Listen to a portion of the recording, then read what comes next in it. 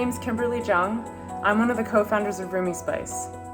We're a group of military veterans who served in Afghanistan who came together and thought that we could connect Afghan farmers to the market to create a sustainable foundation for peace through business. Back in 2014, I was in business school at the time, and everyone else was getting their internships and whatnot. And I was talking with Keith, who's one of our co-founders, and he was serving in Afghanistan as part of Afghan, where he was liaisoning with the local governance. And he was telling me about this farmer named Haji Yosef, who had all the saffron and nowhere to sell it to. So we thought to ourselves, hey, why don't we be like this guy? We should be doing business in Afghanistan. In the summer between my first and second year at business school, bought a ticket to Afghanistan, went back as a civilian, met up with Keith and met up with Haji Yosef. I remember smelling the saffron.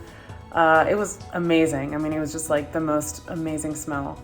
Met up with 11 other farmers in the Guryan district, and then brought that saffron back and started to sell it to these local markets in the Boston area. Little did we know that's some of the best saffron in the world.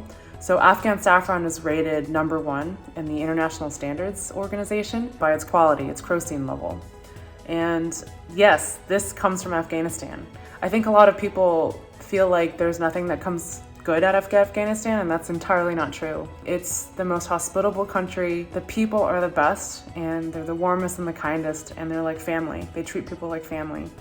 And the best saffron comes from Afghanistan. So, bringing the saffron back to the United States, we started building a business. We are really proud to say that we work with thousands of Afghan women, and we work with over 300 farmers, and it's still standing today, even though the Taliban have taken over. And we're really proud that we have 3 processing facilities in Afghanistan. So just want to take some time to recognize that, there is a possibility to create value in the world, and you can do it in the most toughest places. Where there is ruin, there is hope for treasure. And that's a quote from our namesake, Jalaluddin Rumi.